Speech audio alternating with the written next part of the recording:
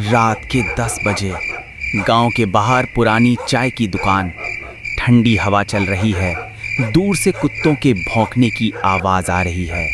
अरे भाई, आज तो दुकान कुछ ज्यादा ही सुनसान लग रही है ना। हाँ भाई, ये हवा भी बड़ी अजीब चल रही है। लगता है जैसे कोई हमारे पीछे से गुजर गया हो। अरे डरपोक लोगों, कुछ नहीं है, हवा है बस। तू हंस ले सोहन, लेकिन कल रात जो हुआ वो सुना तूने? क्या हुआ? वही जो राम खिलावन ने बताया। पुल के पास किसी ने आवाज लगाई थी, चाय गरम है। रात में पुल के पास? वहां तो कोई दुकान ही नहीं है। बस वही तो बात है। उसने सोचा कोई मजाक कर रहा होगा, लेकिन जब उसने पीछे मुड़कर देखा, वहां कोई नहीं था। और उसने साफ सुना था कि कप में चाय की भाप निकल रही थी, फूं फूं करके। तो लोग झूठ बोल रहे हो ना? नहीं रे, कल रात वो दुकान पर आया था। कहाँ पर आता बेचारा? बोला, मुझे लगा कोई मेरे पास खड़ा है। और वो कह रहा था कि चाय की खुशबू सच में आ रही थी, जैसे कोई यहीं बना रहा हो। चारों के बीच सन्नाटा छा जाता है। हवा और तेज चलने लगती है। ओए, वो कौन खड़ा है उधर? कहाँ? कुछ नहीं, बस पेड़ की परछाई होगी। चलो दुकान बंद करते हैं जल्दी। दूर से गिलास गिरने की टन आवाज आती है। सब एक दूसरे को देखते हैं। किसी ने कहा था चाय गरम है। दुकान की लाइट हिलती है, हवा सिसकने लगती है। यार राहुल, तूने सुना? कल रात चौधरी के खेत के पास किसी औरत को देखा गया था। तू फिर शुरू हो गया विक्रम। गांव के लोग तो हर परछाई को चुड़ैल बोल देते हैं। कुछ हिला वहां? अरे हवा होगी, चल घर चलते हैं। अचानक पीछे से हवा का तेज झोंका। लाल साड़ी हवा में लहराती दिखती है। वो देख, पेड़ के नीचे कोई है, लाल कपड़ों में। मत बढ़, कुछ ठीक नहीं लग रहा।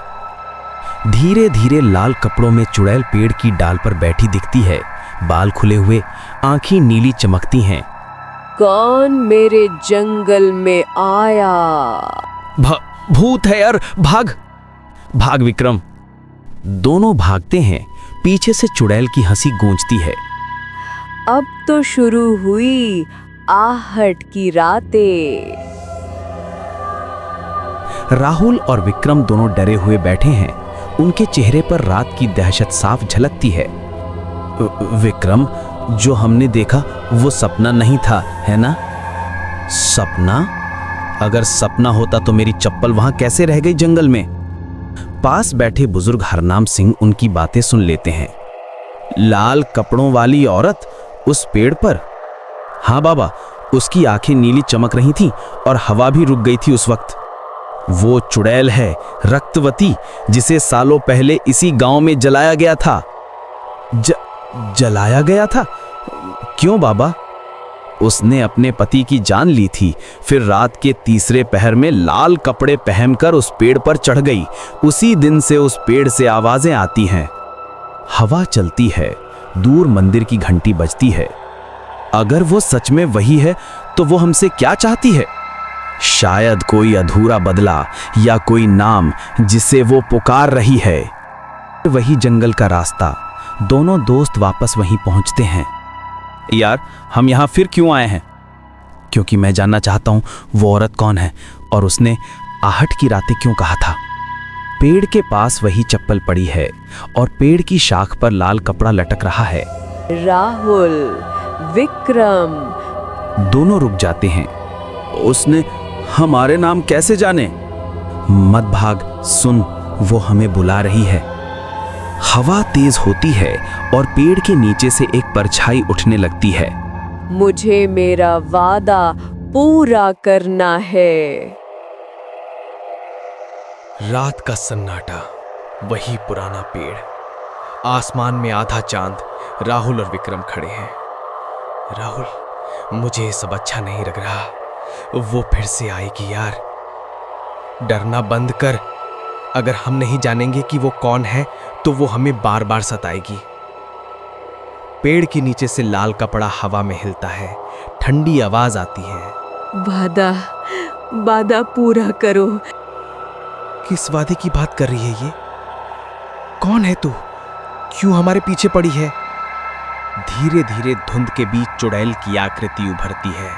लंबे बाल, चेहरा जला हुआ, आंखों से नीली रोशनी निकल रही है। जिसे इस गांव ने जिंदा जलाया, और तुम दोनों उस पाप की निशानी हो।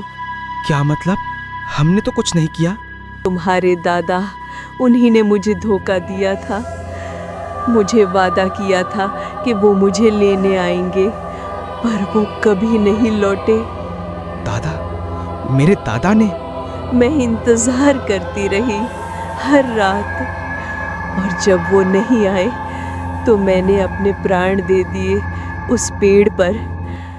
अब उनका खून मेरी पुकार सुनने आया है। चारों ओर धुंध फैल जाती है। पेड़ की डालियां धीरे धीरे हिलने लगती हैं। भाग राहुल। नहीं, अब मैं भागूंगा नहीं। तू जो चाहती है बता। चुड़ैल का चेहरा करीब आता है। हवा अचानक थम जाती है। मुझे बस मेरा वादा पूरा करवाना है। उसकी अधूरी राख मंदिर तक पहुंचानी होगी, तभी मैं मुक्त होऊंगी। लेकिन वो राख कहाँ है? उस पुराने कुएं में, जहां अब कोई नहीं जाता। अचानक बिजली कड़कती है। चुड़ैल गायब हो जाती है और पेड़ पर लाल साड़ी अकेली झूल रही है। थोड़ी राहत की सांस लेते हुए, यार वो गई? नहीं विक्रम, वो गई नहीं। अब हमें उस कुएं तक जाना होगा। अगली सुबह गांव का पुराना कुआं, सूरज की रोशनी धुंध के बीच झलक रही है। दोनों लड़के रस्सी लेके पहुंचते हैं।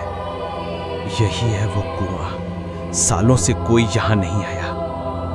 नीचे कुछ चमक रहा है, शायद वही राख हो। राहुल रस्सी बांधकर नीचे उतरने लगता है। संभल के जाना यार। नीचे से अजीब सी सरसराहट की आवाज आती है। फिर अचानक एक चीख। विक्रम, नीचे कुछ हिल रहा है। क्या देखा तूने? राहुल ऊपर देखने की कोशिश करता है। कुएं की दीवार पर लाल हाथों के निशान दिखते हैं। नीचे नहीं है विक्रम, बस मैं अकेला नहीं हूं। कुएं से हल्की हंसी की आवाज आती है, वही चुड़ैल की आवाज। वादा अधूरा नहीं रहना चाहिए।